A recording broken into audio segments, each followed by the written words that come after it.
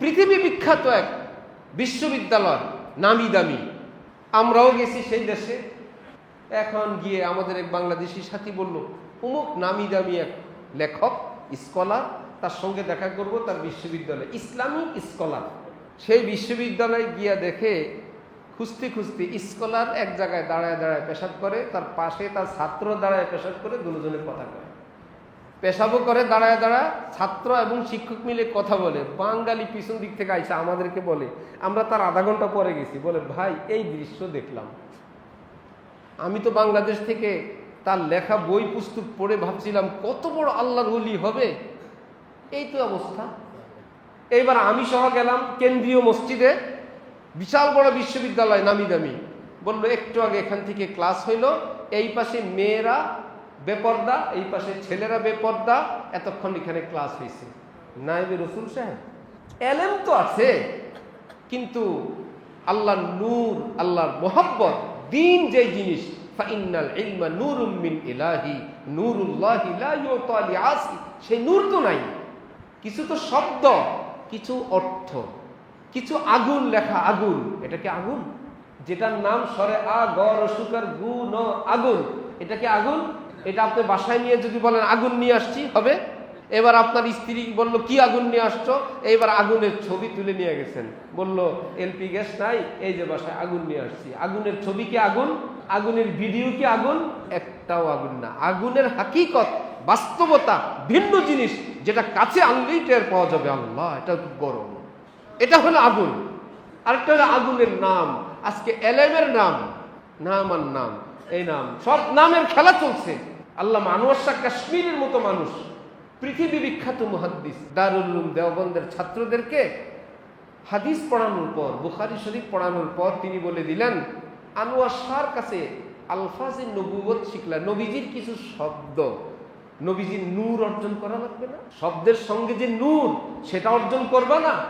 সেটা কোনো কামেল আল্লাহর ওলি, তার সোহবতে সান্নিধ্যে থেকে সেই নূর অর্জন করবা, নইলে এই সোবা চাবায়া লাভ নেই। نستغفره ونؤمن به ونتوكل عليه ونعوذ بالله من شرور أنفسنا ومن سيئات أعمالنا من يهده الله فلا مضل له ومن يضلل فلا هادي له ونشهد أن لا إله إلا الله وحده لا شريك له ونشهد أن سيدنا ومولانا محمدا عبده ورسوله أما بعد فأعوذ بالله من الشيطان الرجيم بسم الله الرحمن الرحيم فاسألوا أهل الذكر إن كنتم لا تعلمون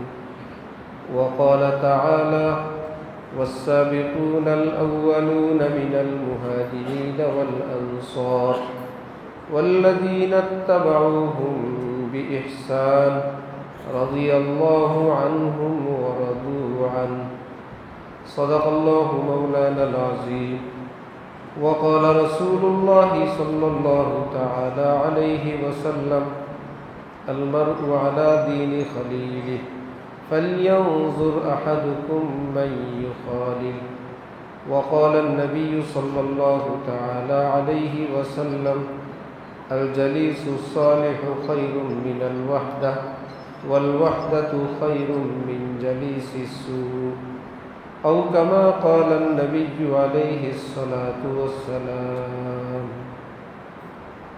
معزز حاضرين আমি আল্লাহ পাক রব্বুল আলামিনের পবিত্র কালামের দুই জায়গা থেকে অংশ বিশেষ তেলাওয়াত করলাম এবং হযরত রাসূল করিম সাল্লাল্লাহু আলাইহি ওয়াসাল্লামের দুইখানা হাদিস শরীফ পাঠ করলাম। আল্লাহ পাক কোরআন শরীফ এবং হাদিস শরীফের কামিল হেদায়েত আমাদের সকলকে নসিব ফরমান। কোরআনে পাক এবং হাদিসে পাকের নূরে আমাদের জীবনকে সুন্দর করার, আলোকিত করার তৌফিক দান করেন। আজকের এই মজলিস যারা আয়োজন করলেন, অংশগ্রহণ করলেন, সহযোগিতা করলেন, আল্লাহ পাক সকলকে দোনো জাহানে উত্তম পুরস্কার দান করেন। এই মজলিসকে আল্লাহ পাক আমাদের হেদায়েতের উসিলা হিসাবে কবুল ফরমান। আমাদের জীবনের সমস্ত গুনাহ মাফ করে দেন, সমস্ত মুসলমানকে মাফ করে দেন। পৃথিবী বিখ্যাত মস্ত বড় এক হুজুর ছিলেন আল্লামা জালালউদ্দিন রুমি রহমতুল্লাহি আলাইহি, যার লেখা কিতাবের প্রসিদ্ধ কিতাব মসনবী শরীফ। আল্লাহ পাকের মোহব্বত মারিফতে ভরা ফার্সি ভাষায় 28,500 ছন্দ বিশিষ্ট কিতাব মসনবী শরীফ। অনেক বড় বড় আলেম ওলামারা এটা আগে পড়াইতেন। হাকিমুল উম্মত মাওলানা আশরাফ আলী থানভী এর ব্যাখ্যা গ্রন্থ লিখছেন 18 ভলিউমে। 18 ভলিউমে লিখছেন ব্যাখ্যা গ্রন্থ। কাবা ঘরের সামনে হাজি আমদাদুল্লাহ মুহাজিরে মক্কি দর্শ দিতেন, হাফিজি হুজুর দর্শ দিতেন। একসময় বিভিন্ন বড় বড় মাদ্রাসা এটা পড়ানো হতো। এখন ফার্সির চর্চা উঠে গেছে, যার জন্য সকলের কাছে এখন আর পরিচিত নাই। তো সেই কিতাবে হযরত জালালউদ্দিন রুমি রহমতুল্লাহি আলাইহি বলেন, জুমলা আলম জি সবব গুমরাহ শুদ, কম কাসে জবজাল হক আগাহ শুদ। আজকে যে পৃথিবীর মানুষেরা ব্যাপকভাবে ভুলের মধ্যে, ইসলামের নামে বিভিন্ন ভুল বিচ্যুতির মধ্যে ডুবা, এর কারণ কি? এর কারণ হলো যে সাধারণ মুসলমানদের দায়িত্ব ছিল তারা হক্কানি আলেমদের সঙ্গে থাকবেন। আলেমদের দায়িত্ব ছিল তারা যারা মহামনীষী, এলেমের জগতে যারা মহান, তাদের পিছনে তারা থাকবেন। মাঠ পর্যায়ের আলেমরা থাকবেন যুগের শ্রেষ্ঠ আলেমদের পিছনে, সাধারণ মানুষ থাকবে আলেমদের পিছনে। তাহলে সবাই কি 2 লাইন হইতো না 1 লাইন হইতো? 2 পার্টে ভাগ হয়ে গেছে। মুসলমানরা আলেমদের সঙ্গে নাই, অথবা মুসলমানরা আলেমদের সঙ্গে আছে কিন্তু যার সঙ্গে আছে তিনি তার বড়দের সঙ্গে নাই। একটা চেইন তো থাকবে। ইঞ্জিন যেই লাইনে, বগিটা কি আরেক লাইনে না সেই লাইনে? সেই লাইনে। পাশাপাশি ইঞ্জিনের সঙ্গে সে যুক্তও থাকবে, লাইনও একটা হবে, সম্পর্কও থাকবে। এবার দ্বিতীয় নাম্বার বগি, সে কি ইঞ্জিনের সঙ্গে যুক্ত হবে না বগির সঙ্গে? একটা বগি তো ইঞ্জিনের সঙ্গে যুক্ত হলো, দ্বিতীয় বগিটা কিসের সঙ্গে লাগবে? ইঞ্জিনের সাথে না বগির সাথে? কোন বগির সাথে? বিচ্ছিন্ন বগি না যুক্ত বগি? দ্বিতীয় বগিটা যদি সে জানে আমার তো একটা বগির সঙ্গে লাগতে হবে, সে লাগলো এমন একটা বগির সঙ্গে যেই বগি ইঞ্জিনের সঙ্গে নাই। তাহলে সে বগির সঙ্গে লেগেও মাহরুম। আর যদি দ্বিতীয় বগি কোনো বগির সঙ্গেই লাগলো না, তাও মাহরুম। 2 নম্বর বগি সে কোনো ইঞ্জিনের সঙ্গেও না, কোনো বগির সঙ্গেও যোগ দিল না, তাহলে ইঞ্জিনের সঙ্গে যুক্ত হওয়ার যতগুলো পথ ছিল কোনোটাই সে গ্রহণ করলো না, তাহলে সে কি গন্তব্যে যেতে পারবে?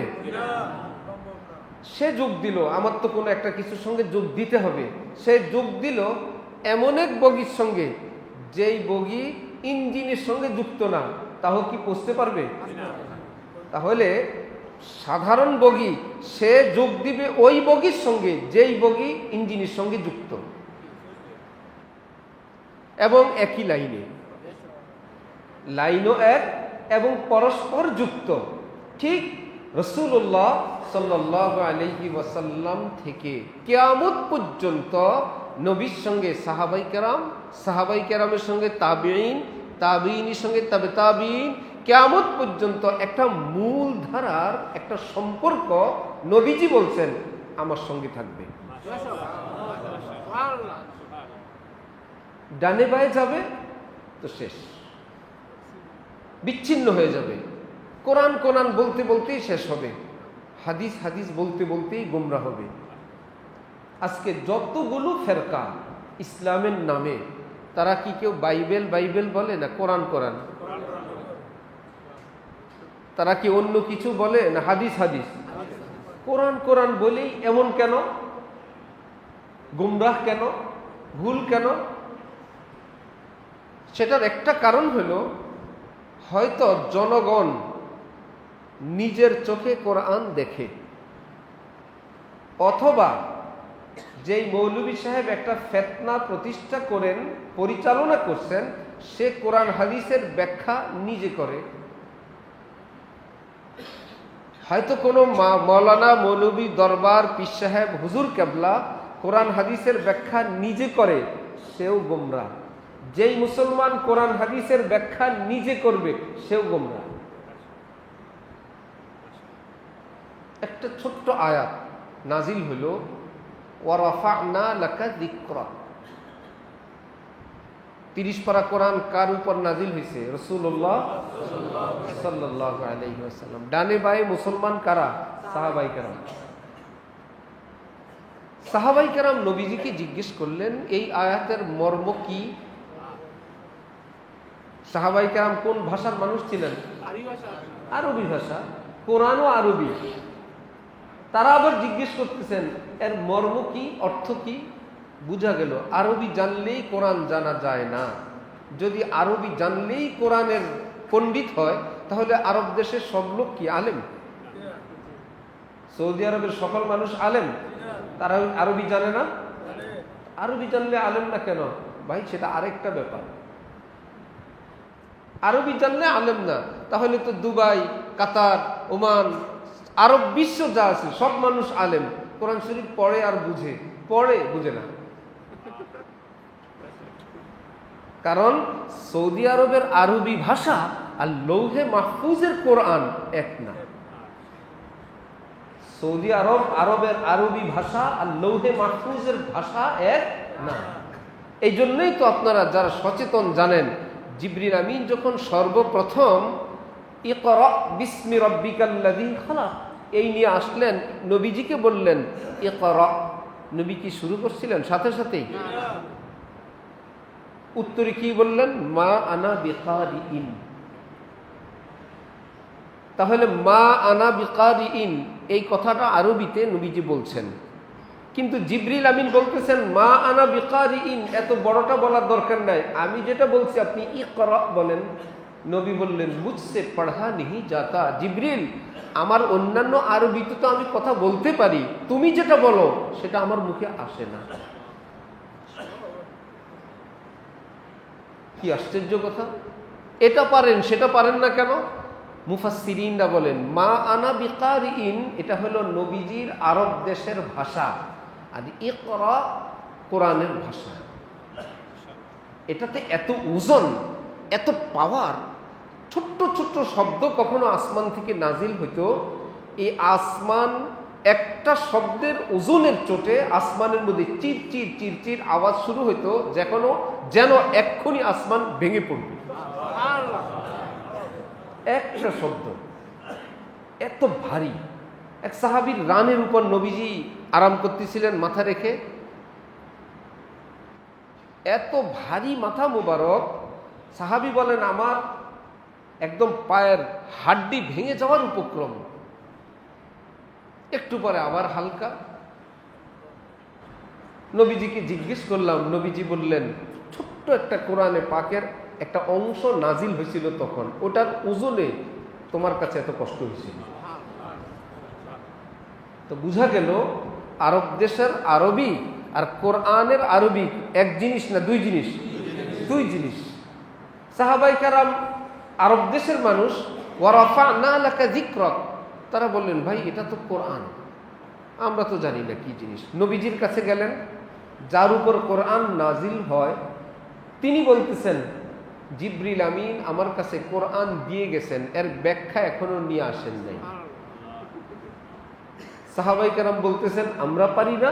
নবীজি বলতেছেন ভাই আসমান থেকে এখনো ব্যাখ্যা আসে নাই, জিবরিল আমিন আসলে জিজ্ঞেস করব। পরবর্তীতে জিবরিল আমিন আসলে নবীজি জানতে চাইলেন জিবরিল ওয়ারাফা'না লাকা যিকরাক মানে কি? জিবরিল আমিন বললেন সরি, আল্লাহ আমাকে দিছেন, দিয়া যাইতে দিয়ে গেছি, মানে কি আমি জানি না।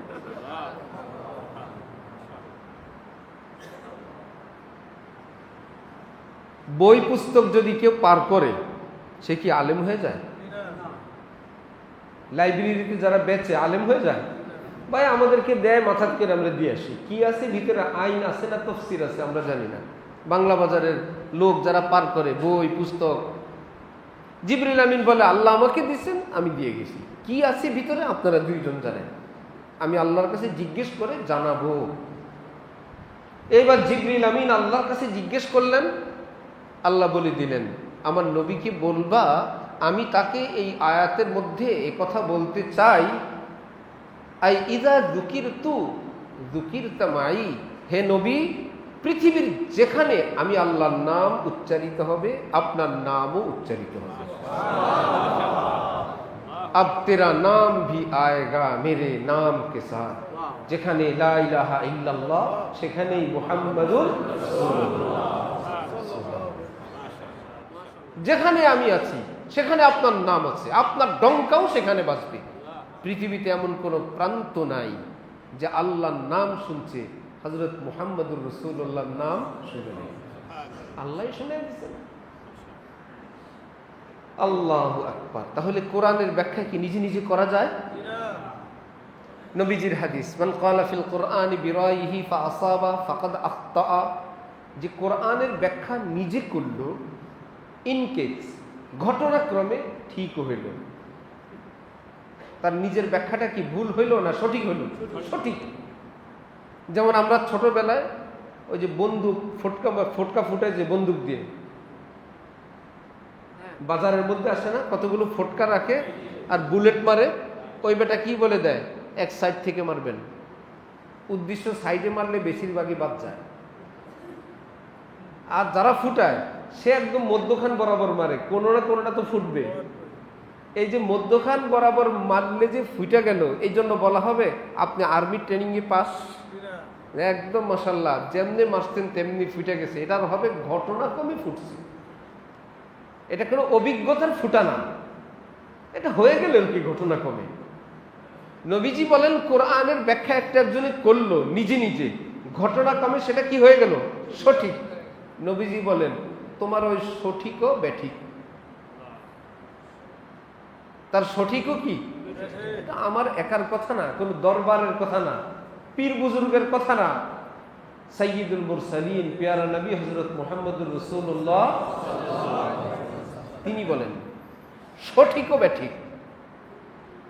সঠিক আবার ব্যাঠিক হয় কিভাবে?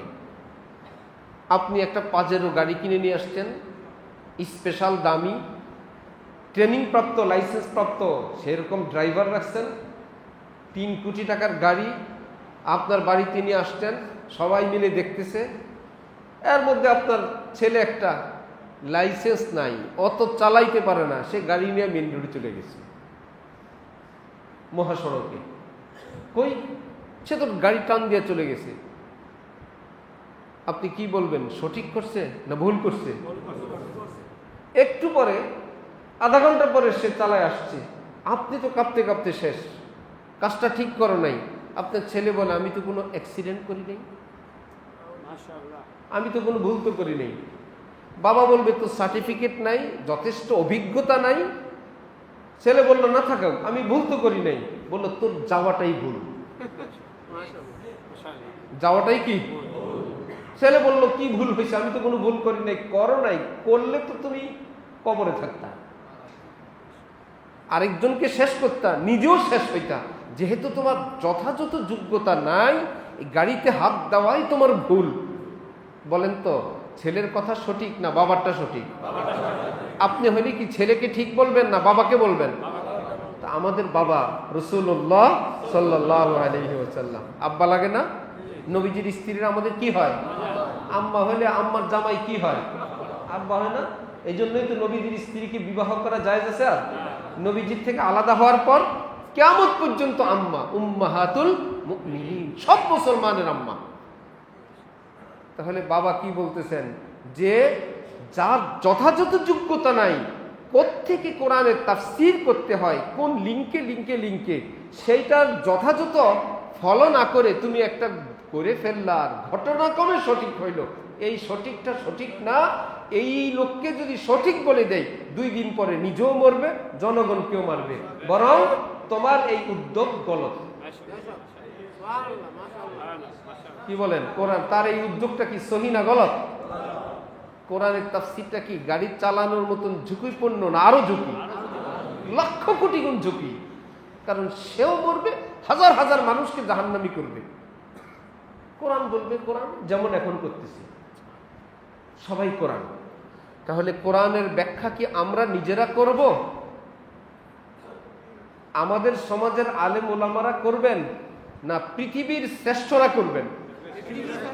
হয়তো নবী করবেন, সাহাবাই কেরাম করবেন, তাবিঈন করবেন, তাবু তাবিঈন করবেন। আর আমরা শুধু মানব। আমরা কি ব্যাখ্যা করব না মানব? যে মানবে সে ব্যাখ্যা করতে রেডি হয়েছে। ডাক্তারের চেম্বারে গিয়ে সত্যি কথা বলবেন। আজ পর্যন্ত কোনো ডাক্তারকে আপনারা বলছিলেন, ডাক্তার সাহেব এই ওষুধগুলো কোনটা কোন বইয়ে আছে, আপনি বইয়ের পৃষ্ঠা নম্বর লিখে দিয়েন, বলছিলেন? ডাক্তার বলেন আমরা খাই। আপনার এই ডাক্তার ভালো লাগে না, আরেক জায়গায় যান। কারণ ডাক্তার মানি হইল পড়াশোনা করেই কি ডাক্তার। ভালো না, তার চাইতে আরো ভালোর কাছে যান। কেউ তাকে বলে না এই ওষুধ কোন বইয়ে আছে, এটা কোন কিতাবে আছে, পৃষ্ঠা নম্বর সহ লিখেন। কারণ বললেই ডাক্তার বলবে আপনি বই চিনেন, বই বুঝেন। এত বড় পণ্ডিত আপনি যদি হন, আমার কাছে কেন আসছেন? আপনি যদি ডাক্তারের বইও বুঝেন, চিকিৎসাও বুঝেন, আমার কাছে কেন আসছেন? আমি পড়ালেখা করে ডাক্তার হয়েছে, আমি শুধু ওষুধ লিখবো, আপনি শুধু খাবেন। যদি মহাপণ্ডিত হন, আপনি চেম্বার খুলে বসেন। কিন্তু এরকম লোক কি দেখেন নাই? আলেমী দ্বীন যখন প্রেসক্রিপশন দেয়, সাথে সাথে বলে হুজুর কোন কিতাবে আছে, বলে না? মনে হয় যেন কি কিতাবটা চিনে, কত কিতাব জানে। হুজুর কোন কিতাবে আছে? তুই কিতাব চিনস, বুঝস? মক্কার এক মহিলা আব্দুল্লাহ ইবনে আব্বাসকে বলে কি নবীজির ব্যাপারে, তোমাদের নবীজি ফেসিয়াল করা, দাঁত ফাঁকা করা, গালে দাগ দেওয়া, এগুলো কি নিষেধ করেন? আমি তো কোরআনে পাই নাই। মক্কার এক মহিলা, আমি তো তোমাদের কোরআন সবটা পড়ছি। হযরতে আব্দুল্লাহ ইবনে আব্বাস উনি বলেন কোরআন আপনি সবটা পড়ছেন? জি পড়ছি। কোরআনে কি আছে মা আতাকুমুর রাসূল ফাখুযুহু ওয়া মা নাহাকুম আনহু ফান্তাহু? এই আয়াত কি আছে? মহিলা বলেন মিথ্যা বলবো না, আছে। তাহলে আল্লাহ পাক কি কোরআনের এই আয়াতে বলেন নাই আমি যা বলার বললাম, এটা তো গ্রহণ করবাই, আমার নবী যা দিবেন সেটাও নেও, নবী যা নিষেধ করবেন সেটা থেকে বিরত থাকো? এই আয়াতে কি আল্লাহ বলেন নাই? জি বলছেন। সুতরাং আল্লাহ পাক নবীর জীবনের সকল কর্মকাণ্ডের দলিল এই আয়াত দিয়ে দিয়েছেন যে আমি আল্লাহর আদেশ, আমার নবীরটা গ্রহণ করো। তাহলে নবীর কথা মানা এটা কি নবীর হুকুম না আল্লাহর হুকুম? নবীর কথা মানার হুকুম কি নবীর না আল্লাহ? এখন মহিলা পড়ছে বিপদে যে নবী যদি বলেন এটাকে মানতে বলেন কে? আল্লাহ। তাহলে তো নবী যা যা বলবেন সেটা মানা আল্লাহর হুকুম হয়ে গেল, নবী যা যা নিষেধ করবেন তা থেকে বিরত থাকা আল্লাহর হুকুম হয়ে গেল। এখন মাথা নয়, তাহলে ঠিক আছে। তাহলে কোরআন শরীফে আল্লাহ পাক বলেন আমি যা বলবো সেটা মানো, আমার নবী যা বলবেন সেটা মানো। কিয়ামত পর্যন্ত হক্কানি শ্রেষ্ঠ শ্রেষ্ঠ আলেমরা যেটা বলবেন আমি আল্লাহ হুকুম করলাম সেটা মানো। তাহলে হক্কানি আলেমদেরকে মানা এটা কি আলেমদের কথা, নবীর কথা না আল্লাহর হুকুম? কেউ যদি বলেন আমি আল্লাহ রসুল মানি, আলেম মানি না, তাহলে তিনি কি আলেমকে অমান্য করলেন না আল্লাহর হুকুম? সেও জানে না। সে যে আলেমকে অমান্য করে আল্লাহর হুকুম অমান্য করে সেও জানে না। প্রশ্ন, আপনারা বলবেন যে আলেমগো যে অবস্থা, এই আলেমরে মানা যায়? এই আলেমের কথা তো বলে নাই, এই আলেমের কথা বলে নাই। বলছেন উলুল আমর, এলমে, আমলে, তাকওয়ায়, পরহেজগারিতে, যোগ্যতায় তুমি আলেম শ্রেণীর কাছে খবর নিয়ে দেখবা কুদরতি ভাবে সব দেশে আল্লাহ শ্রেষ্ঠ শ্রেষ্ঠ কিছু আলেম জমা রেখে দেন। কওমি মাদ্রাসার দাওরা পাস, আলিয়ার কামেল পাস করার যে আলেম, এই আলেম তো হলো আমাদের দুনিয়াবি ভাষায় আলেম, এটা দেশীয় ভাষায় আলেম। হাদিস শরীফে যে আছে আল উলামা ওয়ারাসাতুল আম্বিয়া, আলেমরা নবীর ওয়ারিস। নবী যখন এটা বলছিলেন কওমি মাদ্রাসা ছিল না আলিয়া ছিল? তাহলে কি পাশ করলে আলেম? মাসুম সাহেব কি পাশ করলে? নবীজি বলে গেছেন ওলামারা নবীর ওয়ারিস। তাহলে নবীর যুগে আলেম বলতে কি আলিয়ার আর কওমি দাওরা হাদিস পাস, কামেল পাস, না অন্য কিছু? অন্য কিছু। পরবর্তীতে এটার ব্যাখ্যা বিশ্লেষণ হইতে সমাজের মধ্যে, দেশের মধ্যে ভাই যারা সিয়াসিত্তা পড়ে এরা আলেম, কিন্তু এই আলেম অর্থ তো হলো সেই আলেম না। হ্যাঁ, এদের থেকেই কিছু লোক সেই মানে পৌঁছবেন। এই আলেমদের কিছু মানুষ ওই স্তর পর্যন্ত পৌঁছবেন, সমাজ তাদেরকে সম্মান করে, ইজ্জত করে। এর অর্থ এই না যে ওই লোক মনে করবে হাদিসে আলেম আছে আমিও আলেম। তাহলে তো হাদিসে আছে ফাতেমা সাইয়্যিদাতুন নিসাই আহলিল জান্নাহ, ফাতেমা হলো জান্নাতের নারীদের সর্দার। আমাদের মহল্লার ফাতেমা, সবার এলাকার ফাতেমার কথা হাদিসে আছে? হাদিসে আছে আল হাসান ওয়াল হুসাইন সাইয়্যিদা শাবাবি আহলিল জান্নাহ, হাসান হুসাইন জান্নাতের যুবকদের সর্দার। এ আমাগো মহল্লার হাসান হুসাইন নামে নামে মিলে গেছে, এই হাসান হুসাইন না, এই ফাতেমা না। হ্যাঁ, এই আলেমদের থেকে আল্লাহ পাক যাদেরকে সেই রকম স্তর দিবেন, এলেম দিবেন, আমল দিবেন, আলেম সমাজ অটোমেটিকলি তাদেরকে বলবে ওনারা আমাদের শ্রেষ্ঠ। আলেমরা বলবেন ওনারা আমাদের সেরা। এই কথাটা কি সাধারণের কথা হবে না আলেমদের কথা হবে? ক্যানভাসাররা যে রাস্তায় বসে ওষুধ বিক্রি করে, 20, 50, 100, 200 লোক সেখানে, কিন্তু আপনি একজন ডাক্তারের চেম্বারে গিয়ে দেখলেন 10-12 জন লোক, আপনি কি বলবেন ক্যানভাসার বড় ডাক্তার? কেন? ওখানে তো লোক বেশি। বললো সব হলো মূর্খ, রাস্তার লোক, দুষ্ট, বখাটে। একজন অধ্যক্ষ নাই, একজন সচিব নেই, একজন মুফতি সাহেব নাই। আছে সমাজের জ্ঞানী গুণী কোনো মানুষ ওই ক্যানভাসারের সামনে ওষুধ কিনে? যারা এমনি অবসর আছে, খেলাধুলা মজা করে, এরা দাঁড়ায়। কিন্তু চেম্বারে গিয়ে দেখলেন একজন সচিব সাহেব বসা, আরেকজন মুফতি সাহেব বসা, আর আপনার মহল্লার কয়েকজন ফার্মেসিওয়ালা, ঔষধওয়ালা যারা এলাকায় চিকিৎসা করে তারাও বসা। ভাই আপনারা, আমরা আমাদের চিকিৎসা স্যারের কাছে করি। আপনি বলবেন সচিব যার কাছে চিকিৎসা করে, একজন বিজ্ঞ মানুষ যার কাছে চিকিৎসা করে, অন্যান্য ডাক্তাররা যার কাছে চিকিৎসা করে, নিশ্চয়ই তিনি একজন গুণী মানুষ, একজন শিক্ষিত মানুষ। এই বলেই তো গুণীজনরা তাকে সম্মান করে, বলবেন কি না? তাহলে কোন দরবারে লোক বেশি, ডেক বেশি, সিন্নি বেশি, কারা বেশি? ওইরকম ক্যানভাসারের মতন লোক বেশি। আর যদি গিয়ে শুনেন ওই দরবারে এই শাইখুল হাদিস, এই মুফতি সাহেব, এ হজরত, এ আলেম ওলামা, এই পীর সাহেব, আল্লাহ রে, আমরা আমাদের এলাকা যাদের পিছনে নামাজ পড়ি, যাদেরকে আমরা বড় আলিম বলি, তারা যদি বলেন আমরা আপনাদের কাছে বড় আর আমাদের কাছে তিনি বড়, হাকিমুল উম্মত থানভী বলেন হক্কানি আলেম চিনার এটা একটা সঠিক পদ্ধতি। যে যেই জগতের মানুষ সেই জগৎটা ভালো বুঝে না।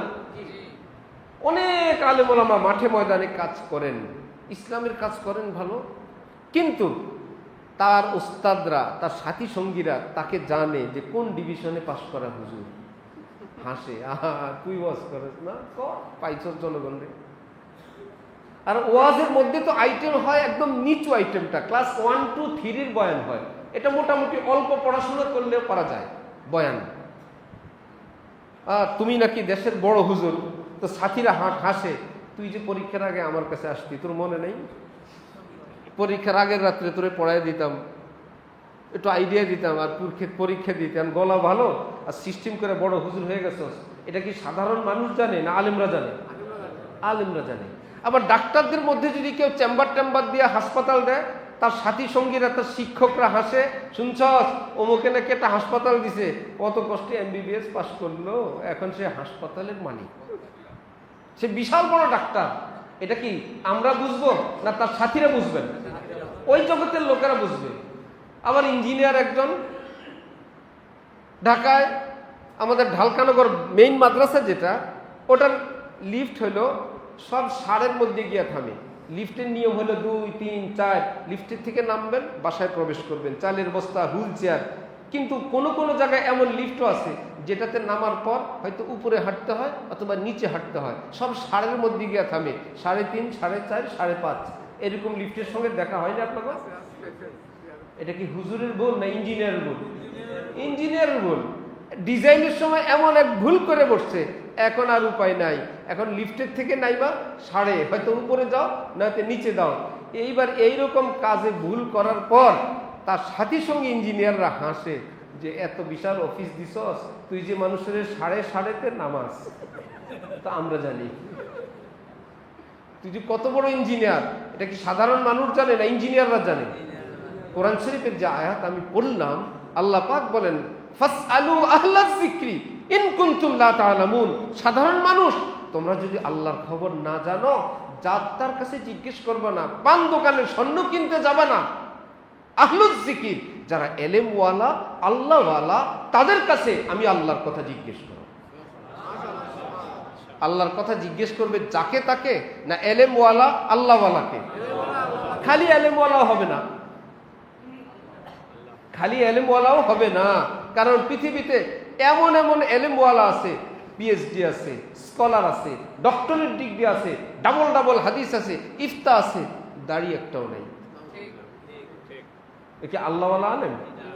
আলেম, কিন্তু আল্লাহওয়ালা আলেম না। বাংলাদেশ থেকে এক আলেম গেছে মিশর, এত সুন্দর তেলাওয়াত ইমামের। এখন নামাজের পরে ইমাম সাহেবের সঙ্গে দেখা করবে, সবাই বাসা দেখা দিছে, বাসায় গেছে ইমামকে খুঁজতে, ইমাম সাহেব বের হয়েছেন, একদম দাড়ি দুড়ি নাই। বাঙালি বললেন আরবিতে, আমি সরি ইমাম সাহেবের সঙ্গে কথা বলবো। না ইমাম আপনি। এখন বলতে ইমামের তো সরি দাড়ি ছিল, আমি ওই হুজুরের সঙ্গে কথা বলবো।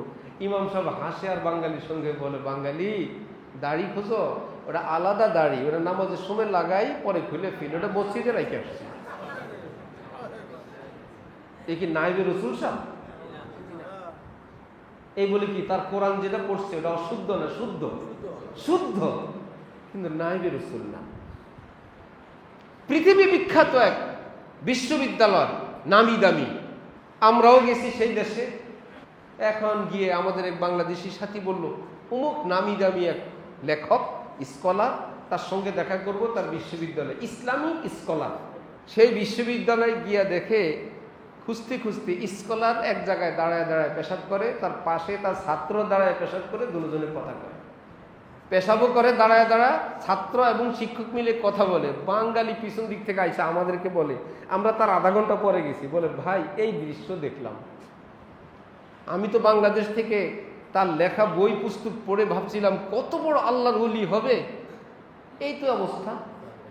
এইবার আমি সহ গেলাম কেন্দ্রীয় মসজিদে, বিশাল বড় বিশ্ববিদ্যালয় নামি দামি। বললো একটু আগে এখান থেকে ক্লাস হইলো, এই পাশে মেয়েরা বেপর্দা, এই পাশে ছেলেরা বেপর্দা, এতক্ষণ এখানে ক্লাস হয়েছে।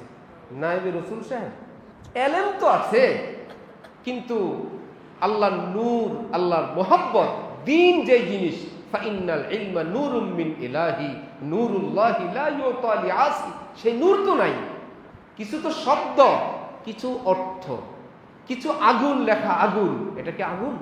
যেটার নাম সরে আ গ রসুকার গু ন, আগুন, এটা কি আগুন? এটা আপনি বাসায় নিয়ে যদি বলেন আগুন নিয়ে আসছি হবে। এবার আপনার স্ত্রী বলল কি আগুন নিয়ে আসছো, এইবার আগুনের ছবি তুলে নিয়ে গেছেন, বলল এলপি গ্যাস নাই, এই যে বাসায় আগুন নিয়ে আসছি। আগুনের ছবি কি আগুন? আগুনের ভিডিও কি আগুন?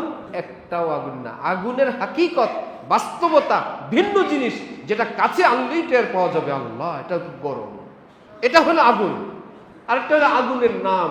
আজকে এলেমের নাম, নাম আর নাম, এই নাম, সব নামের খেলা চলছে। আল্লামা আনোয়ার শাহ কাশ্মীরের মতো মানুষ, পৃথিবী বিখ্যাত মুহাদ্দিস, দারুল উলুম দেওবন্দের ছাত্রদেরকে হাদিস পড়ানোর পর, বুখারী শরীফ পড়ানোর পর তিনি বলে দিলেন, আনোয়ার শাহর কাছে আলফাজে নবুয়ত শিখলা, নবীজির কিছু শব্দ, নবীজির নূর অর্জন করা লাগবে না? শব্দের সঙ্গে যে নূর, সেটা অর্জন করবা না? সেটা কোনো কামেল আল্লাহর ওলি, তার সোহবতে সান্নিধ্যে থেকে সেই নূর অর্জন করবা, নইলে এই শোভা চাবায়া লাভ নেই। সোবার ভিতর কিছু নাই। তাহলে নায়েবে রসুল কারা? খালি আলেমরা না আল্লাহওয়ালা আলেমরা? আল্লাহওয়ালা আলেম মানে মুত্তাকি আলেম। তাদেরকে আমরা চিনবো না আলেমরা চিনবেন? আমরা বলবো আলেমকে, হুজুর বলেন তো বড় আলেমকে, উনি বলে দিবেন। আপনি বলবেন দাউদকান্দির ডাক্তারকে, ডাক্তার সাহেব বলেন তো এই ডিপার্টমেন্টে বাংলাদেশি কে, উনি বলে দিবেন। আপনি পারবেন না। হুজুরকে জিজ্ঞেস করলে হবে না, ডাক্তারকে বলেন স্যার অমুককে, বলবার পিজিতে অমুক, ঢাকা মেডিকেলে অমুক আছে, এবার কেয়ারে অমুক, বাংলাদেশে 3 জন সেরা, 5 জন সেরা, এই লিস্টটা ডাক্তারের কাছে আছে, ইঞ্জিনিয়ারের লিস্ট ইঞ্জিনিয়ারের কাছে আছে, বিজ্ঞানের লিস্ট বিজ্ঞানের কাছে। তাহলে শ্রেষ্ঠ আলেমদের লিস্টটা আমাদের কাছে না আলেমদের কাছে? আমরা যাব আলেমের কাছে। আলেম যদি বসে থাকেন সেও বাদ। আলেম চলবে বড়দের পিছনে। এই যে একটা চেইন, এটা জান্নাতি চেইন। এটা কি চেইন? জান্নাতি চেইন। আপনারা আমরা ছোটবেলা থেকেই শুনে আসছি, হযরত রাসূলুল্লাহ সাল্লাল্লাহু আলাইহি ওয়াসাল্লাম বলেছেন যে তাফাররাকাত বানু ইসরাঈল ইলা 72 ওয়া সাতাফতারিকু উম্মতি ইলা 73 কুল্লুহুম ফিন্নার। এবারতের 19-20 বিভিন্ন রিওয়ায়াতে আছে যে বনি ইসরাইল 72 ভাগে বিভক্ত ছিল। আমার উম্মত কয় ভাগ হবে? কুল্লুহুম ফিন্নার ইল্লা ওয়াহিদা, সব জাহান্নামী একদল ব্যতীত। সাহাবায়ে কেরাম বলে মানহুম ইয়া রাসূলুল্লাহ, সেই নাজাত প্রাপ্ত দলটা কে? নবীজি বললেন মা আনা আলাইহি ওয়া আসহাবি, যারা আমার রাস্তায় আমার সাহাবীদের রাস্তায় থাকবে তারা সব মুক্তিপ্রাপ্ত এবং জান্নাতি কাফেলা। এটা কয়টা দল? একটা। বাকি আছে কয়টা? 72টা। আচ্ছা, এখন আপনাদের কাছে প্রশ্ন, নবীজি বললেন এক দল জান্নাতে যাবে, মাযহাব কয়টা? হানাফি, মালিকি, শাফি, হাম্বলি। এই 4টার মধ্যে সে একটা কোনটা? বলেন তো। 4টা না? 4টা সমান সমান কয়টা? একটা। 4টা মিলে একটা। এই 4টা মিলে কয়টা? একটা। চিশতিয়া, কাদরিয়া, নকশবন্দিয়া, সোহরাওয়ার্দিয়া, মুজাদ্দিদিয়া, এতগুলো মিলে কয়টা? অনেকগুলো না, একটা। ওরে বাবা, তাহলে শাফি, হানাফি, মালিকি, হাম্বলি সবার আমল কি একদম 100তে 100 একরকম না বেশ কম আছে? বেশ কম সহ সবাই মিলে এক জাহাজের প্যাসেঞ্জার। একটু 19-20 আছে, কিন্তু মেইন পয়েন্টগুলো টিকিট এক, ভিসা এক, গন্তব্য এক, চালক এক। কেউ ফার্স্ট ক্লাসে, কেউ সেকেন্ড ক্লাসে, কেউ ছাদের উপরে। কিন্তু যখন ঢাকা থেকে চট্টগ্রাম যাবে অর্ধেক লোক যাবে না, সবাই যাবে, সবাই যাবে। তাহলে আমরা যে বাংলাদেশের মতন ভিতরে ছোট্ট একটা দেশের মধ্যে বসে আমরা যারা মুক্তিকামী, মুক্তিপ্রাপ্ত জমাত, আমরা আর মামুরা খালুরা বানাইতেছি, এতে করে তো খুব অল্প কয়েকজন লোক হলো জান্নাতি, সবই জাহান্নামী। অথচ একটু আগে আমরা জানলাম হানাফি, শাফি, মালিকি, হাম্বলি সব কি আহলে সুন্নাত ওয়াল জামাত, সব আহলে সুন্নাত ওয়াল জামাত সবাই। চিশতি, কাদরি, নকশবন্দি, সোহরাওয়ার্দী, তাদের মধ্যে আমলের কত 19-20 বেশ কম আছে, সব। বুঝা গেল নবী যে মুক্তিপ্রাপ্ত দলটার কথা বলছেন, এই দলটা শুরু হয়েছে নবীর যুগ থেকে, শেষ হবে কিয়ামতের আগ পর্যন্ত। এবং সেটা সৌদি আরব না, পুরা পৃথিবীর যেখানেই মুসলমান আছে সকল মুসলমানের মধ্য থেকে একটা দল 1 সেকেন্ডের জন্য জাহান্নামে যাবে না, মৃত্যুর পর সোজা জান্নাতে যাবে। সেই দলটাকে যদি কেউ অপচেষ্টা করে নিজের দল বানানোর জন্য, সঠিক হবে না ভুল হবে?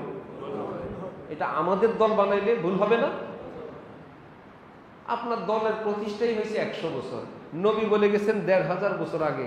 তাহলে কি মানুষ জান্নাতে যাওয়া শুরু করছে 100 বছর থেকে? যেই লোক বলে এটা সেই আহলুস সুন্নাত ওয়াল জামাত, এটা আমাদের কথা নবীজি বলছেন। তা আপনার দল প্রতিষ্ঠা হয়েছে 300 বছর, 400 বছর, 500 বছর। মানুষ বেহেশতে যাওয়া শুরু হয়েছে কি 500 বছর থেকে না নবীর যুগ থেকে? আমাদের উম্মতের নবীর যুগ থেকে। তা আপনার দল তো শুরু হয়েছে 400-500 বছর। হযরত কাসেম নানুতুবির যুগে শিয়াদের সঙ্গে বহস, তো উনি স্টেজে উঠছেন জুতা বগলে নিয়ে।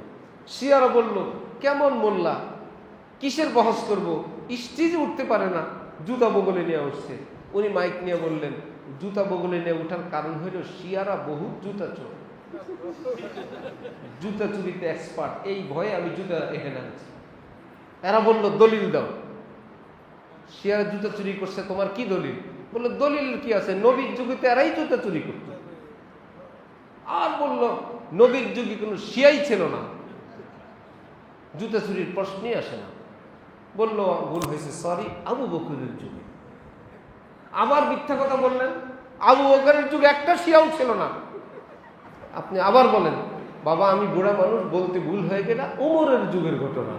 আপনি আরেকটা মিথ্যা কথা বললেন, নবীর যুগেও ছিল না, আবু বকরের যুগেও নাই, ওমরের যুগেও নাই। এবার মাইক নিয়ে উনি বললেন, এই বদমাশগুলো আসলো করতে গিয়ে, নবীর যুগে নাই, আবু বকরের যুগে নাই, ওমরের যুগে নাই, সাহাবীদের যুগে নাই, এগুলোর জন্মের ঠিক নেই। সবাই বললো নারে তাকবীর, আল্লাহু আকবার। তাহলে যেই দল আজকে আমরা বলি আমরাই অরিজিনাল জান্নাতি পার্টি, আপনার এই সংগঠন কোন দেশে? পুরা বাংলাদেশে। আর এমনি ইউরোপে, আমেরিকায়, সৌদি আরবে না। তাহলে তো বেহেশতে শুধু বাংলাদেশের লোক যাবে, আর যাবে না। আপনি আপনার দলের প্রতিষ্ঠা কবে?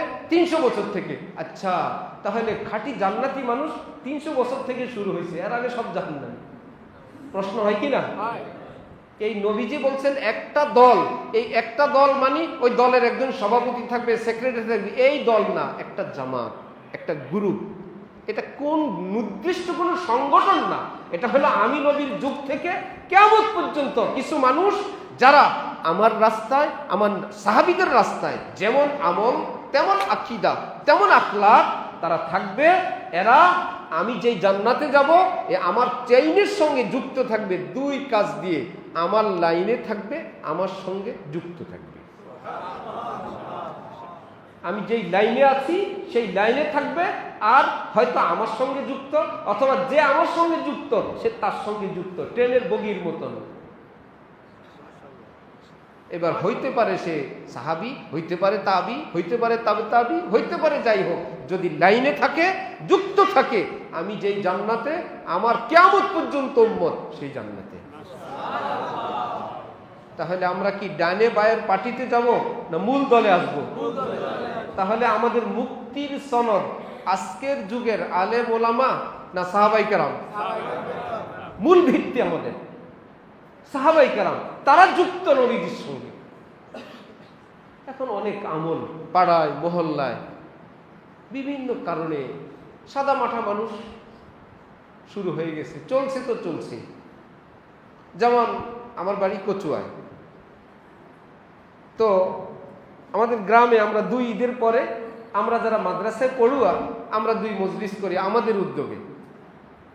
তো বললাম যে যদি বলেন বাপ দাদা যেটা করে গেছে সেটাই সঠিক, এটা তো তাদের প্রতি একটা শ্রদ্ধার জায়গা থেকে বলা যায়, কিন্তু কোরআন হাদিসের আলোকে যদি কোনো ভুল বিচ্যুতি ওনারা করে যান, আমরা কি সেটাকে রক্ষা করতে হবে, না কোরআন রক্ষা করব?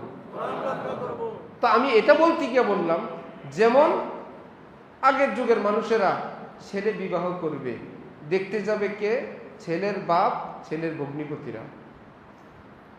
আপনাদের এলাকায় ছিল কিনা আমি জানি না, আমাদের এলাকায় ছিল। যদি ছেলে বলে আমি দেখব, বেয়াদব, তোর ভগ্নিপতিরা আছে না? ভগ্নিপতিরা থাকতে শালা সে বলে নাকি সে মেয়ে দেখবো, কত বড় বেয়াদব! ওটা কি হালাল ছিল না হারাম ছিল? আস্তে হারাম একটা পদ্ধতি, পুরো সারাসার হারাম। হ্যাঁ, আলেম ওলামাদের বরকতে মুসলমানরা যখন সচেতন হয়েছেন, বললো না এটা রক্ষা করা জরুরি না, এটা বাধ্য, এটা প্রায় শেষ। আর যেখানে আছে এখনো এলেমের আলো যায় নাই, উপরে গেল ভিতরে যায় নাই, সেখানে রয়ে গেছে।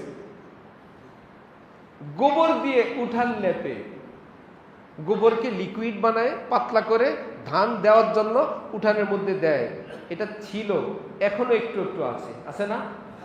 পদ্ধতিটা কি মুসলমানদের না হিন্দুদের? কারণ হিন্দুদের ধর্মে গোবর পবিত্র জিনিস, একদম পবিত্র, এটা দিয়ে কেক বানায় খায়। তো এটা এত বেশি আমাদের হিন্দুরা ছিল, এই ভাইরা তাদের সমাজে মুসলমানরা থাকতে থাকতে তাদের সঙ্গে শিখছে, তাদের থেকে অনেক কিছু ছুটে গেছে। গোবরের লিকুইড এখনো ছুটে নাই, অথচ মানুষের পায়খানা যেমন নাপাক, গরুর পায়খানা গোবর সমান নাপাক। এটারে হাতায় ধরে আর বলে কি খারাপ কিছু না, ঘাস ঘাস, গরু তো ঘাস খায়। গরু ঘাস খাইলে যদি এত ভালো হয়, মানুষ কি ঘাসের চেয়ে খারাপ জিনিস খায়? মানুষ যেটা খায় ঘাসের চেয়ে ভালো না? এটা তো আরো পবিত্র হওয়া দরকার। বিরিয়ানি বিরিয়ানি, কাবাব কাবাব। কেউ বলে ভাই যাই আসুক, এদিক থেকে আসছে ভালো, ওদিক থেকে শেষ। এই জন্যই তো বাথরুম থেকে বের হয়ে বলে ও ফ্রন আলহামদুলিল্লাহ, অনেকগুলো ব্যাখ্যার একটা হলো আল্লাহ মাফ চাই, আমি এত খারাপের খারাপ, এ ফল এত ভালো ভালো জিনিস আমার এখানে ইম্পোর্ট হইলো, এক্সপোর্ট হইলো কি?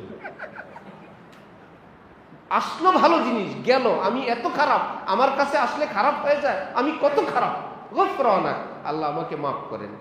আরেক ব্যাখ্যা, যেই কষ্টে ছিলাম আল্লাহ আপনি ইজ্জতের সঙ্গে এই কষ্টদায়ক বস্তুগুলো আমার থেকে সরায় নিলেন, এর শুকরিয়া তো আমি আদায় করতে পারবো না, আল্লাহ মাফ করেন। আরেক অর্থ, এতক্ষণ বাথরুমে ছিলাম, আল্লাহ আপনার নাম নিতে পারি নাই, আমি এত খারাপ, কতক্ষণ পর পর বাথরুমে যাই আর আপনার নাম কোরআনের তেলাওয়াত জিকির থেকে বঞ্চিত থাকি, আল্লাহ মাফ করে দেন। এর জন্য বাথরুম থেকে বের হয়ে আমরা বলি কি গফরান। তাহলে হিন্দুদের এই প্রথা গোবরের, সেটা আছে না?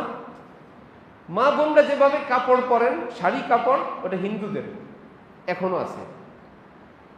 পেট পিঠ শরীর দেখা যায়, হাত দেখা যায়, এটা কাদের? মুসলমানের তরিকা না হিন্দুদের? মুরব্বীরা বলতে পারবেন। পুরুষ মুসলমানরা নাকি ধুতি পরত, ধুতি ফিনতেন সবাই। হিন্দুদের ধুতি পুরুষরা পরত অ্যাভেলেবেল। কি ব্যাপার কি ব্যাপার, এটা পোশাক। পরে জানা গেল এটা তো আমাদের না, এটা হিন্দুদের, এটা ছেড়ে দিচ্ছেন। শুভ হালখাতা আছে না এখনো? এটা কি মুসলমানদের? হিন্দুদের। প্রথম কাস্টমাররা বাকি দেয় না, ভাই ভাই এখনো বেচা কিনা শুরু করি নাই ভাই, বনি করি নাই ভাই, বাকি দেয়া বনি করলে অসুবিধা আছে। কোন কিতাবে আছে বাকি দেয়া বনি করলে অসুবিধা আছে? এটা মুসলমানদের না, হিন্দুদের। বহুত কিছু রয়ে গেছে, এখনো অনেক কিছু রয়েছে। আল্লাহ পাকের রহমতে, আলেম ওলামাদের বরকতে আমাদের থেকে ছুটতেছে, ছুটতে ছুটতে কমতে কমতে। তাহলে আমরা কি সেই বাপ দাদার পুরান কোনো প্রথা থাকলে সেটা রক্ষা করব না ইসলাম রক্ষা করব? সঠিক জায়গা থেকে যদি জানতে পারি এটা নবীর সুন্নত, আমি সুন্নত ধরবো, আমি সুন্নতের বাইরের যেটা সেটা ছেড়ে দিব। রাজি আছি ইনশাআল্লাহ? সাহাবী তামিম ইবনে দারি রাদিয়াল্লাহু তাআলা আনহু মসজিদে নববীতে আসরের পর নফল পড়লেন। আসরের নামাজের পর মাগরিব পর্যন্ত নফল পড়া কি সওয়াব না মাকরুহ? সাহাবী কত ভালো মানুষ, নামাজ কত ভালো কাজ, মসজিদে নববী কত ভালো জায়গা। হযরত ওমর ক্ষমতায় নিয়ে দিলেন মায়। তুমি জানো না নবীজি নিষেধ করছেন নফল পড়ো, দরবেশি করো? এই বলে হযরত ওমর রুমে গিয়ে কান্নাকাটি করতেছে, না তামিমকে মারলাম, কত কলিজার টুকরা সাহাবী নবীর, আমি তো তামিমকে চিনি, কিন্তু কি করব, তামিমকে মাফ করলে নবীজির একটা হুকুম সেটা শেষ হয়ে যায়, আমি কাকে রাখবো কাকে বাদ দিব। ভাবছি তামিম আঘাত পায় পাক, নবীজির একটা সুন্নত যেন আঘাত না পায়। তামিমকে ডাকলেন, তামিম তোমাকে আজকে আমি মারলাম, আমি তো কষ্ট পাইছি, কিন্তু দায়িত্বের কারণে করা লাগছে। তুমি একদিন এক গুহা থেকে আগুন বের হচ্ছিল, তুমি সেই গুহার সামনে হাত দিয়া বলছিলা কেউ নিভাইতে পারে না আগুন, যার উসিলায় আল্লাহ পাক তোমাকে সৃষ্টি করেছেন, আমি সেই নবী হযরত মুহাম্মদুর রাসূলুল্লাহ সাল্লাল্লাহু আলাইহি ওয়াসাল্লামের নজর মুবারকে লালিত পালিত সাহাবী। আল্লাহর কসম দিয়া বললাম, আল্লাহর দোহাই দিয়া, তুমি ভিতরে চলে যাও। হাত যত সামনে নেয় আগুন তত পিছায়। একদম পাহাড় পর্যন্ত উনি হাত নিছেন, আগুন ভিতরে চলে গেছে। আমি জানি হযরত ওমর বলেন তুমি এমন ব্যক্তি, কিন্তু ওই কারণে তোমাকে দিলাম যে তুমি আঘাত পাও, আমার নবীজির একটা বিধান যাতে ধ্বংস না হয়। আজকে যদি তোমাকে ছাড় দেয় সবাই বলবে জায়েজ আছে। দেখো নাই তামিম পড়ছেন, ওমর কিছু বলেন নাই, বুঝা গেল শরীয়তে এটা জায়েজ আছে, আসলে নাই। হযরত তামিম দারি কাঁদতে শুরু করলেন, বললেন হে আমিরুল মুমিনিন, এরকম হাজার আঘাত সহ্য করার পরেও যদি নবীজির এক একটা সুন্নত অক্ষত থাকে আমি খুশি, আমার কোনো দুঃখ নাই। আমি আঘাত পাই, আমার নবীজির সুন্নতের উপর আঘাত না লাগে। বাদশাহ সুলতান মাহমুদ গজনবী এক উজিরকে বেশি আদর করেন, অন্যান্য উজিররা তাকে হিংসা করে। পরীক্ষা করার জন্য বাদশাহ তার একটা মাত্র দামি পাত্র সামনে দিয়া একজন উজিরকে বললেন, এটা ভাঙ্গ, এটা আমার। জনাব মাফ করবেন, আপনার দরবারে থেকে আপনার একমাত্র দামি পাত্রটা আমি ভাঙবো, এই বেয়াদবি আমি পারবো না। একজন করে সবাইকে দিলেন, জি না হুজুর, এটা আপনার জিনিস, আমি ভাঙতে পারবো না, জীবন গেল ভাঙবো না হুজুর। যাকে বেশি আদর করে ভাঙ্গ, একদম একবারই দিয়ে ভেঙে ফেলছে। দরবারে হইচই শুরু হয়ে গেছে। অন্যরা বলল, দেখলেন যাকে বেশি আদর করেন সেই ভাঙলো, আমরা তো আপনার এই পাত্রটা ভাঙি নাই। তিনি জিজ্ঞেস করলেন, কেউ ভাঙলো না, তুমি কেন ভাঙলা? সে বলল, আমি দেখলাম একদিকে দামি একটা পাত্র, আরেকদিকে আপনার একটা আদেশ, একটা না একটা ভাঙতে হবে। তারা পাত্র ভাঙে নাই, আদেশ ভাঙছে, আপনার আদেশ অমান্য করছে, তা আদেশ ভেঙে ফেললো, পাত্রটা ভাঙে নাই। আমি দেখলাম এইরকম হাজার হাজার পাত্রের চেয়ে আপনার আদেশের দাম বেশি, আদেশ ভাঙা যাবে না, পাত্র ভেঙে ফেলছি। আপনার হুকুম ভাঙতে পারবো না, পাত্র ভেঙে ফেলছি। এখন বাদশা বলল, দেখলা কি ব্যাখ্যা করে, তোমরা তো আমার হুকুম ভাঙছো, পাত্র ভাঙো নাই। সে আমার পাত্র ভেঙে ফেলছে, আমার হুকুম ভাঙে নাই। এবার তোমরাই বলো কে ভালো করলো? বলে, হুজুর সেই ভালো কাজ করছে, আমরা আসামি। তাহলে আমরা আমাদের মনের চাহিদার সেই পাত্র এটাকে রাখবো না নবীজির ইসলাম রাখবো? ভাঙলে কি ইসলাম ভাঙবো না চাহিদা ভাঙবো? চাহিদা ভাঙবো, রুসুম ভাঙবো, প্রথা ভাঙবো, দেশের নিয়ম, গ্রামীণ নিয়ম, সমাজের নিয়ম, রাজনীতির নিয়ম, মহল্লার নিয়ম, সেটা ভাঙবো। আল্লাহ নবীর সুন্নতকে মাথার উপরে রাখবো, চেষ্টা করবো ইনশাআল্লাহ। আল্লাহ আমাদের সবাইকে তৌফিক দান করেন। বয়ান শেষের দিকে, ৭৩ ফিরকার কয় ফিরকা জান্নাতি? এক। আর ৭২ কোথায়? জাহান্নামী।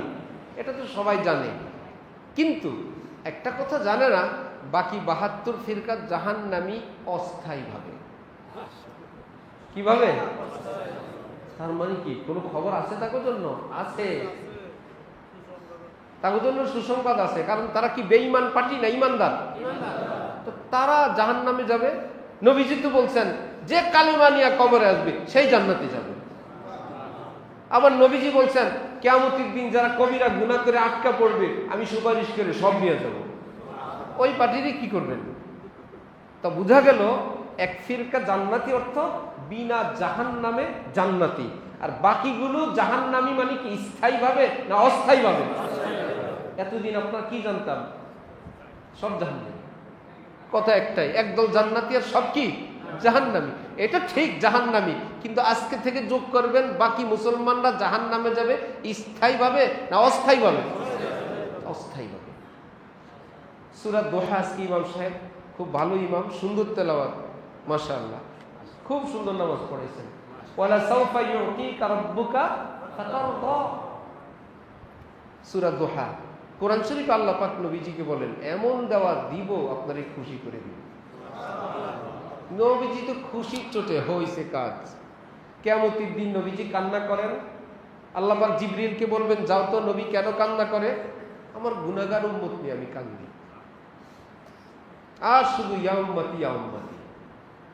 কি হইলে তিনি খুশি হবেন? অর্ধেক পাঠায় দেই জান্নাতে। নবীজি বলবেন, বাকি অর্ধেকের কি হবে? 3 ভাগের 2 ভাগ পাঠায় দেয়, 1 ভাগের কি হবে? আল্লাহ আপনি না আমাকে বলছেন খুশি করবেন? জিবরিল জিজ্ঞেস করো তো কি করলে খুশি হবে? নবীজি বলবেন, ন্যূনতম ঈমান আছে, ভুল বিচ্যুতি করছে, গুনাহ করছে, শাস্তি তো পাইছে, যা হবার তা।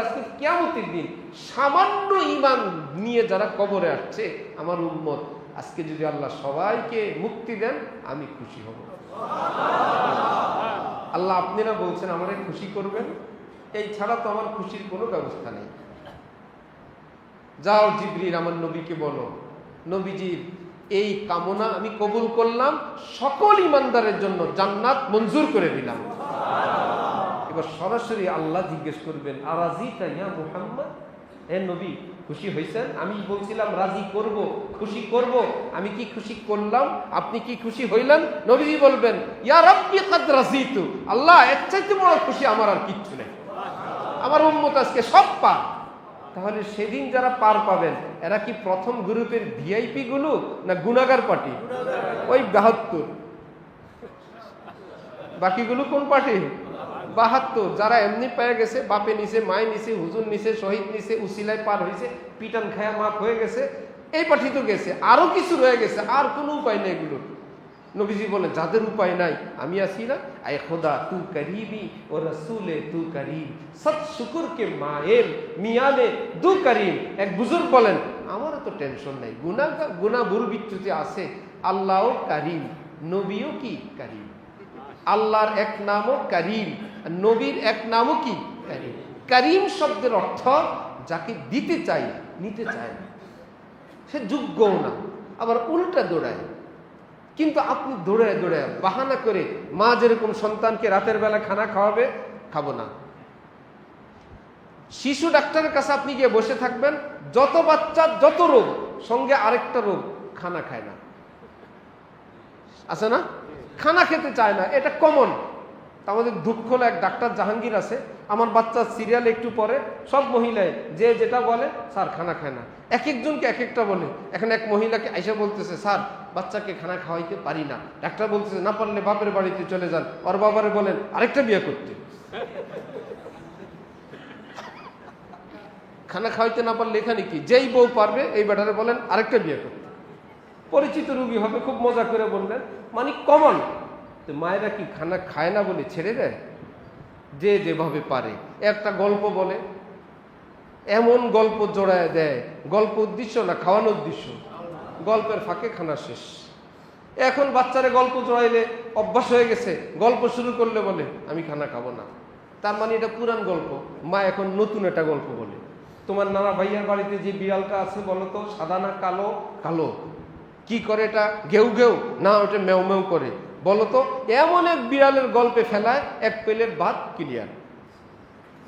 এই দেখো তো টিকটিকি, এই দেখো তো পোকা, এই দেখো তো কালকে যে আসছিল। কি ব্যাপার?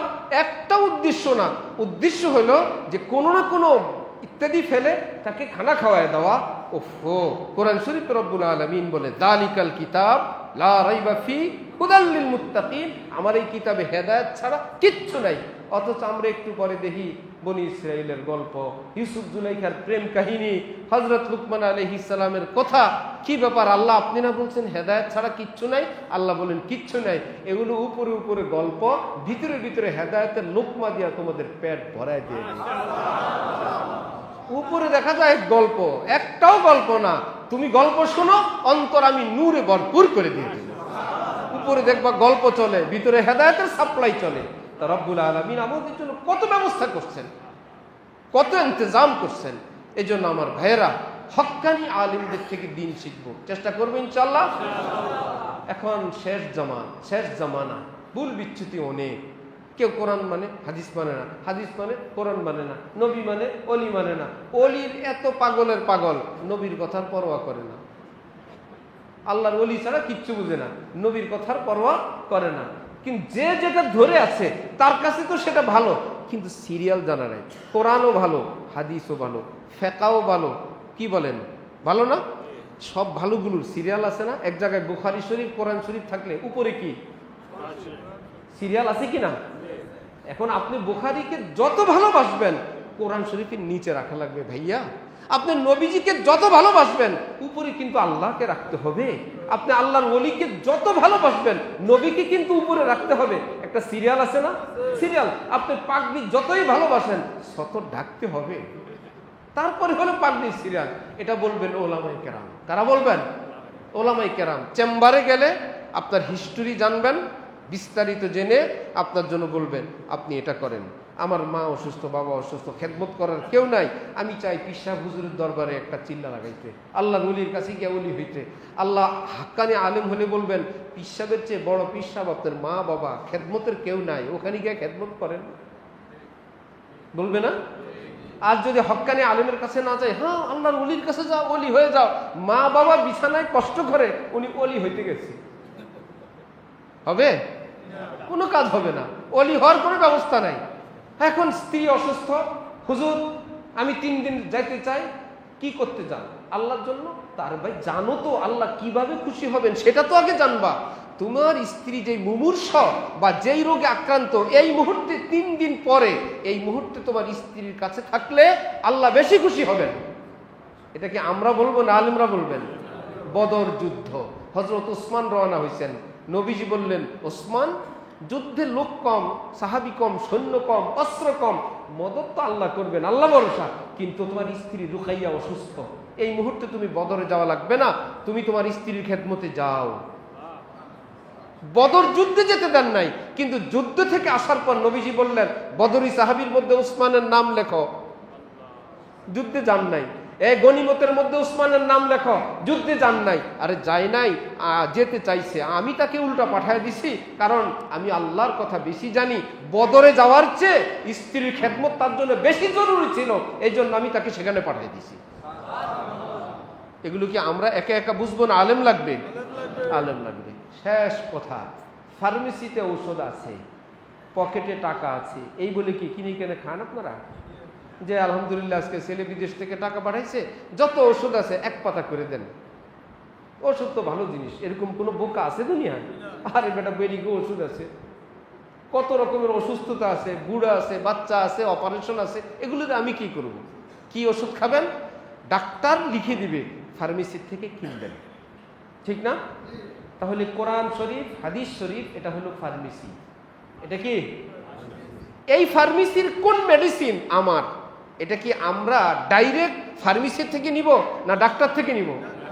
হক্কানি আলেমগণ, হক্কানি আলেমরা আমার ডিটেলস বিস্তারিত জেনে পারমিশন দিবেন, আপনি কোরআন হাদিসের এই আমলগুলো করেন। আপনি কোনো রাজা বাদশা না, কোরআন শরীফে রাজা বাদশার অনেক কথা আছে, এগুলো প্রজার জন্য না, আপনার জন্য না। অনেক মহিলাকে বিধান আছে, এটা আপনার জন্য না। ওটা কাজীর আছে, ওটা আপনার জন্য না। বিচারপতির আছে, আপনার জন্য না। যুদ্ধক্ষেত্রের আছে, আপনার জন্য না। কোরআনে পাইলে আমল করতে পারবেন না, হাদিসে পাইলে আমল করা যাবে না। যেমন ফার্মেসিতে থাকলেই খাওয়া যায় না, প্রেসক্রিপশন দিবেন ডাক্তার, তারপরে ফার্মেসি থেকে নিব। ঠিক বিজ্ঞ কোনো ডাক্তার আমাকে আপনাকে যখন আমাদের ব্যক্তিগত কথা জানবেন, মুরব্বী থাকবেন, তখন ফলো আপে থাকবেন, একটার পর আপনাকে মেডিসিন দিবেন, দেখবেন ইনশাআল্লাহ যে যেই হালে আছেন, মা ইউসনাহু আহলে জমি আপনি খাতা সে তাকদীর বদল জাতি হে মুস্তার কি দোয়া সে। আমরা আখিরি জামানার লোক, আল্লাহ পাক আমাদের জন্য ব্যবস্থা রাখছেন, অল্প করলে আল্লাহ পুরস্কার বড় বড় দান করবেন। এবং নবীজির ভাষায় আল্লাহ ঘোষণা পাঠাইছেন, আপনি আমার বন্দাদেরকে বলে দেন, হাজার ভুল বিচ্যুতি করুক, যদি আমার ভয়ে চোখের কোনা একটু পানি আনতে পারে, আমি বললাম জীবনের সব মাফ করে দিয়ে দেব। কিন্তু নবীজি বলেন, আমার উম্মত তো শক্ত দিল আছে, যে এই পর্যন্ত পারবে না, চোখের পানি চেষ্টা করেও আনতে পারে নাই, তার কি উপায় হবে? নবী বলেন, উপায় আমার কাছে আছে। ইবকু ফাইল্লাম তাবকু ফাতাবা কাউ। শুনো, আল্লাহ বলছেন কানলে মাফ করবেন, কান্না যদি না আসে কান্নার ভান করো। আমি ঘোষণা দিচ্ছি, কানলে যা দিবেন, কান্নার ভান করলো আল্লাহ তাই দান করে দিবেন। এই হাদিস যখন আমাদের শেখ পড়ান আরিফ বিল্লাহ হযরত মাওলানা শাহ আব্দুল মতিন সাহেব দামাত বারাকাতুহুম, যিনি এই দেশের, এই পৃথিবীর বর্তমান যুগের শ্রেষ্ঠ আলেমদের একজন, শ্রেষ্ঠ ওলিদের একজন পুরো দুনিয়া, তিনি বলেন, ছোট্ট বাচ্চা সকাল থেকে বলছে আমার জন্য মিমি আনতে হবে, চকলেট আনতে হবে, বাবা বললো এগুলো আনে না, এগুলো খায় না, ভালো না, ঠিক না, সে তো কান্না আর কান্না, আজকে আনতেই হবে। একদম শেষ পর্যায়ে বাবা বিকালে বাজারে যাওয়ার সময় বলল, থাম নিয়ে আসবো, হয়েছে, কবুল হয়ে গেছে না? কান্না করে সাকসেস কিনা? এর পিচ্ছি যেটা, ও তো সকাল থেকে কান্না শুরুই করে নাই, সে দেখলো যে ভাইয়া তো সাকসেস, ভাইয়া তো কান্না করে আব্বা তো ভাইয়ার জন্য আনবে, আমি তো কিছু শুরুই করি নাই। হযরত বলেন, গাল বাঁকায়া এমনি হেলান দিয়া দাঁড়ায় আছে, কান্নাও না কিছু না। বাপ জিজ্ঞেস করে এটার কি হয়েছে, মা বললো এটার অবস্থাও ভালো না, থামতে বলো, ওর জন্য নিয়ে আসবো। সারাদিন কান্না করে একজনে মঞ্জুর করাইলো যা, আরেকজনে গাল বাঁকায়া মঞ্জুর করাইলো তা। দয়া মায়া বেশি আব্বার না রব্বার? রব্বার। আব্বা যদি একটু গাল বাঁকাইলে বলো ঠিক আছে থাম, তোর জন্য নিয়ে আসবো। নবীজি বলেন রবের কথা আমি বেশি জানি। রব্বুল আলামিন বলছেন গালগুল বাঁকায় বুকায় যদি চাইতে পারো আমি তোমারেও মাফ করে দিই। মাফ চাইবো ইনশাআল্লাহ, বছরে না প্রতিদিন। নবীজি হাদিসে পাকে বলেন তুবা লিমান ওয়াজাদা ফি সহিফাতিহি ইস্তিগফারান কাসীরা, যার আমলনামায় বেশি বেশি ইস্তিগফার পাওয়া যাবে। আমি আমার পবিত্র জবানে ঘোষণা দিচ্ছি, আর আমার এই জবানটা আল্লাহর কন্ট্রোলে। নবীর জবান কার কন্ট্রোলে? মা ইয়ানতিকু আনিল হাওয়া ইন হুয়া ইল্লা ওয়াহয়ুন ইউহা। কোরআন শরীফ আল্লাহ পাক বলেন এই জবানটা নড়ে না রে, আমি নাড়াইলে নড়ে। সুতরাং বলে না, আমি বলাই। আমি চাইলে আমিও বলতে পারি, আমার নবীর নামটা তো থাকবে না। এই জন্য কিছু আমি বললাম, কিছু নবী বললেন। কিয়ামত পর্যন্ত যেন পৃথিবীতে আমার নাম এক পাশে, আমার নবীর নাম এক পাশে। এটা কোরআন, এটা হাদিস। এই জন্য আমি কিছু ওহী কোরআনের নামে, কিছু ওহী হাদিসের নামে পাঠিয়ে দিলাম। সেই নবী বলেন শোনো, আমি আল্লাহ, আমি নবী বলছি যে কিয়ামত পর্যন্তের জন্য সারা দুনিয়ার সবাই যদি গুনাহ করে দুনিয়াটা ভরে ফেলে, রব্বুল আলামিনের কাছে ক্ষমা চাইলে আল্লাহ পাক তাকেও মাফ করে দিবেন। সুতরাং তুবা লিমান ওয়াজাদা ফি সহিফাতিহি ইস্তিগফারান কাসীরা, যার আমলনামায় বেশি বেশি তওবা পাওয়া যাবে তার জন্য জান্নাতের সুসংবাদ। আর তওবা আল্লাহ পাক করতে তাকেই তৌফিক দেন। খুব মনে রাখবেন, তওবা করার ভাগ্য তারই জুটে আল্লাহ পাক যাকে ক্ষমা করবেন।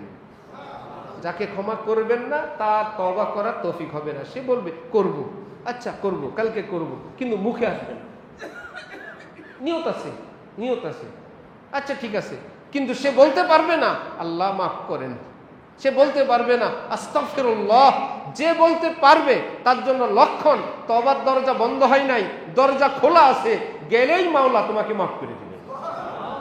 হযরত থানবী বলেন প্রতিদিন কমপক্ষে বেশি বেশি না হোক, ঘুমানোর সময় বেশি বেশি হোক, 2 রাকাত নামাজ পড়ে হোক, বিনা নামাজে হোক, একটু তওবা করে ঘুমানোর চেষ্টা করবো ইনশাআল্লাহ। পাশাপাশি এই কথা বলবো, আল্লাহ আজকের দিন পর্যন্ত আমাকে মাফ করেন, আগামীকাল থেকে আমি আর একটু ভালো হয়ে চলব। আবার কালকে রাত্রে, আবার কালকে রাত্রে। আজকে তওবা যদি কবুল হয়ে যায়, পিছনের জীবনের গুনাহ মাফ। আর আপনার নিয়ত ছিল কালকে রাতে তওবা করবেন, মৃত্যু হইল দুপুরে। ফেরেশতারা বলবে আল্লাহ 60 বছর মাফ, কিন্তু পরের দিন তো তওবা করে নাই, জঘন্য জঘন্য কিছু ভুল বিচ্যুতি আছে, আল্লাহ কি করা যায়? রব্বুল আলামিন বলবেন 60 বছর মাফ করছি, এক বেলার জন্য জাহান্নামে দিতে? আমার বান্দা হায়াত পাইলে আজকে রাতেও তওবা করতে। আর যদি রাতে মৃত্যু হয়, সকালে মৃত্যু হয়, ফেরেশতারা বলবে আল্লাহ ভুল বিচ্যুতি যাই করছে, সর্বশেষ আমল তওবা, এরপর আর কিচ্ছু করে নাই, তওবা করে ঘুমিয়ে গেছে, সকালে তো মৃত্যু। আল্লাহ বলবেন তাকে মাফ করার জন্যই তওবা দিয়া মৃত্যু দিয়ে দিছি। হযরত থানবীর নিকট এক মুরিদ চিঠি লিখছেন, আমার তো কোনো ভালো মন্দ কিছু উপকার হয় না, আমি তো আপনার সঙ্গে সম্পর্ক রাখলাম, যেমন তেমনই রইলাম। হযরত থানবী জবাব লিখছেন, मायूस न हो अगर मकबूलीन में न उठाए गए তাইবিন মে জরুর উঠায়ে যাওগে। শুনো, হক্কানি আলেম আল্লাহর ওলিদের সঙ্গে জুড়ে থাকলে 2 ধরনের ফায়দা হয়। হয়তো আল্লাহ পাক জীবদ্দশায় তাকে গুনাহ থেকে মুক্ত করে আল্লাহর ওলি বানায় নেন, আর যদি এত বড় ভাগ্য না জুটে, মৃত্যুর আগে তওবার সাবান দিয়ে গোসল করায় বিনা গুনাহ নিষ্পাপ বানায় আল্লাহ মৃত্যু দান করে দেন। এটা কি কম? মৃত্যুর আগে একদম বেগুনা হয়ে কবরে যাওয়া, এটা কি ছোট পুরস্কার না বড় পুরস্কার? লেগে থাকা চাই। আল্লাহ আমাদেরকে তৌফিক দান করেন। তাহলে আমরা থাকবো আলেমদের সঙ্গে। কোন আলেম? যে আলেমরা নিজেরা নতুন নতুন হাদিস বানায় তাদের সঙ্গে, না যারা বড়দের সঙ্গে আছে? যে আলেমরা বড়দের সঙ্গে, আমরা সে আলেমের সঙ্গে। এই চেইন যাবে রাসূলুল্লাহ সাল্লাল্লাহু আলাইহি ওয়াসাল্লাম পর্যন্ত। আল্লাহ আমাদের সবাইকে তৌফিক দেন, কবুল করেন। ওয়া আখিরু দাওয়ানা আলহামদুলিল্লাহি রাব্বিল আলামিন।